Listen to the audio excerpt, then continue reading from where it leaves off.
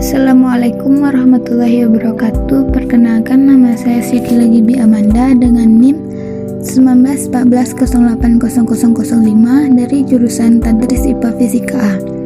Baiklah, pada video kali ini saya akan membahas materi biofisika tentang biomekanika dengan dosen pengampu Ibu Nur Hasna MSI.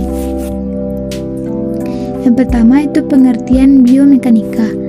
Secara etimologi, biomekanika berasal dari bahasa Yunani kuno bios atau kehidupan dan mekanik atau mekanika merujuk kepada kajian prinsip mekanika dari organisme makhluk hidup, terutama gerakan dan struktur mereka. Menurut para ahli, yaitu menurut Hay tahun 1985, biomekanika adalah ilmu yang mempelajari mengenai gaya-gaya internal dan eksternal dan bekerja pada tubuh manusia dan akibatnya dari gaya-gaya yang dihasilkan.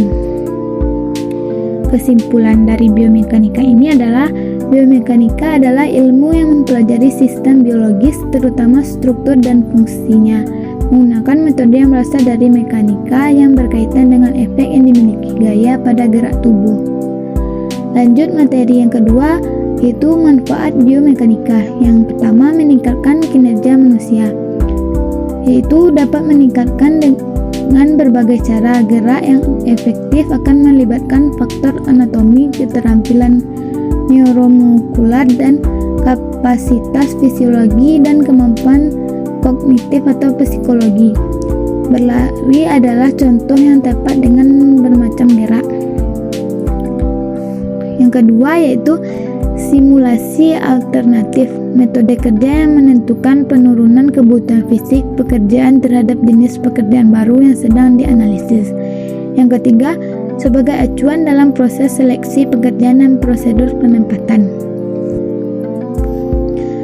Materi yang ketiga yaitu manfaat biomekanika dalam bidang kesehatan. Yang pertama, meningkat mekanika tubuh, yaitu usaha untuk mengkoordinasi sistem muskuloskeletal dan saraf. Yang kedua, mencegah dan mengurangi cedera. Contohnya saja saat mengangkat beban yang terlalu berat, maka akan membuat otot menjadi bermasalah. Begitupun dengan tulang.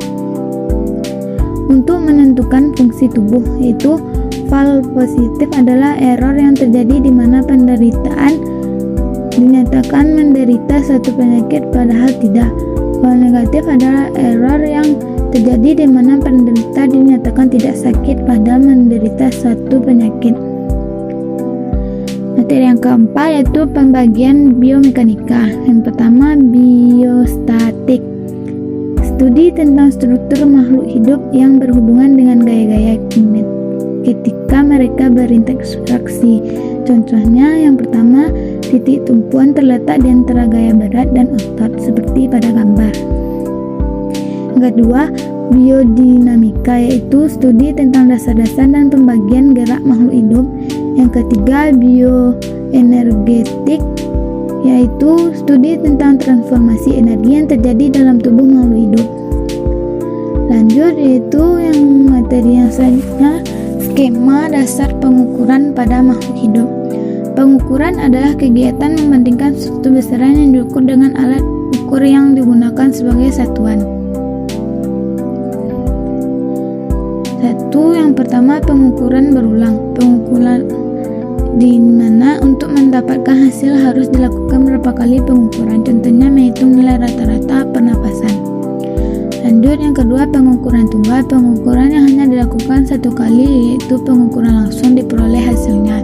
Contoh, mengukur panjang benda mati dengan menggunakan penggaris. Lanjut, beberapa hal yang harus diperhatikan dalam pengukuran. Menentukan alat ukur yang tepat untuk mengukur suatu benda. Yang kedua, pengulangan pengukuran. Yang ketiga, penggunaan alat yang dapat dipercaya. Keempat, kalibrasi terhadap alat. Materi selanjutnya, hukum dasar mekanika menjadi analisis mekanika pada tubuh makhluk hidup. Hukum Newton adalah dasar dari mekanika. Gaya sebagai penyebab timbulnya gerak yang merupakan bagian dari mekanika. Hukum Newton mengkaji secara luas tentang dinamika partikel yang memiliki banyak manfaat dalam kehidupan sehari-hari. Contohnya dalam bidang olahraga, pada gerakan-gerakan senam berlaku hukum mekanika yang kompleks. Lanjut materi selanjutnya yaitu klasifikasi konsep biomekanika. Yang pertama, general biomekanik. Bagian dari biomekanika yang berbicara mengenai hukum-hukum dan konsep-konsep dasar yang mempengaruhi tubuh organik manusia baik dalam posisi diam maupun bergerak. Yang kedua, okupasional biomekanik, yaitu bagian dari biomekanika terdepan yang mempelajari interaksi fisik antara pekerjaan dengan mesin, material, dan peralatan dengan tujuan untuk meminimumkan keluhan pada sistem kerangka otot agar produktivitas kerja dapat meningkat. Materi selanjutnya, gaya yang bekerja pada tulang dan otot makhluk hidup dalam keadaan statis dan dinamis, yaitu 3 jenis gaya dalam tubuh manusia. Yang pertama, gaya gravitasi, yaitu gaya yang melalui pusat massa dari tiap segmen tubuh manusia dengan arah ke bawah. Yang kedua, gaya reaksi, yaitu gaya yang terjadi akibat beban pada segmen tubuh atau beberapa segmen tubuh itu sendiri. Ketiga, gaya otot, itu gaya yang terjadi pada bagian sendi baik akibat gesekan sendi atau akibat gaya pada otot yang melekat pada sendi. Dan materi selanjutnya itu teori keseimbangan benda tegar dan penerapannya pada tubuh makhluk hidup. Benda tegar adalah benda yang tidak berubah bentuknya bila dikenai gaya luar.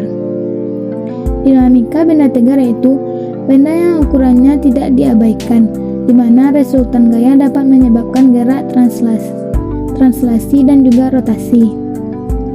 Selanjutnya, prinsip pesawat sederhana pada tubuh manusia. Pesawat sederhana adalah peralatan yang dapat dipakai untuk memudahkan usaha atau kerja. Berdasarkan prinsip kerja pesawat sederhana ada 4 kelompok, yaitu tuas atau pengungkit, katrol, bidang dan roda gigi atau gear. Lanjut, menguraikan konsep elastisitas pada sarang laba-laba, di mana konsep yang ada pada jaring laba-laba juga dijelaskan dalam Al-Quran surat Al-Ankabut ayat 41. Jaring laba-laba dikenal sebagai salah satu materi alami yang sangat kuat oleh para peneliti dari College of William and Mary. Benang atau jaring yang dihasilkan laba-laba merupakan benang sutra berbahan dasar protein bernama vibrions yang sangat kuat dan elastis. Kedua karakteristik ini menjadikan benang laba-laba salah satu materi yang paling hebat. Kaitan jaring laba-laba dengan konsep fisika adalah pada materi elastisitas. Elastisitas adalah kemampuan suatu benda untuk kembali ke bentuk awal setelah gaya luar yang diberikan pada benda itu dihilangkan atau dibebaskan. Dalam pembahasan sifat elastis, benda memiliki sifat berikut. Yang pertama, homogen, artinya setiap bagian benda memiliki kerapatan yang sama. Yang kedua, isotropik, artinya pada setiap titik pada benda memiliki sifat-sifat fisik yang sama ke segala arah. Lanjut materi yang selanjutnya itu biomekanika, daya tahan terhadap ban mekanik. Biomekanika merupakan ilmu yang membahas aspek-aspek mekanika yang bergerak, mekanika yang gerakan tubuh manusia. Biomekanika adalah kombinasi antara keilmuan mekanika, antropometri, dan dasar ilmu kedokteran, biologi, dan fisiologi. Lanjut materi selanjutnya yaitu tentang aplikasi biomekanika pada dunia kesehatan. Yang pertama, mengevaluasi pekerjaan operator supaya tidak terjadi kecelakaan kerja. Yang kedua, menentukan perencanaan sistem tempat kerja. Yang ketiga, meningkatkan kinerja. Yang keempat, mengukur besarnya gaya yang dibutuhkan untuk melakukan suatu pekerjaan dengan postur tubuhnya. Lanjut yang kelima, dalam kesehatan olahraga diperlukan untuk mengurangi risiko terjadinya kecelakaan saat olahraga. Keenam, untuk meningkatkan performa saat bekerja. Yang ketujuh, untuk memperoleh kesehatan dan keselamatan kerja. Yang terakhir itu ayat Al-Quran atau hadis yang membahas tentang biomekanika, itu Quran surat Al-Baqarah ayat 110 tentang sholat. Dari penjelasan ayat di atas dapat kita pahami bahwa setiap gerakan sholat itu berhubungan dengan biomekanika. Terima kasih. Wassalamualaikum warahmatullahi wabarakatuh.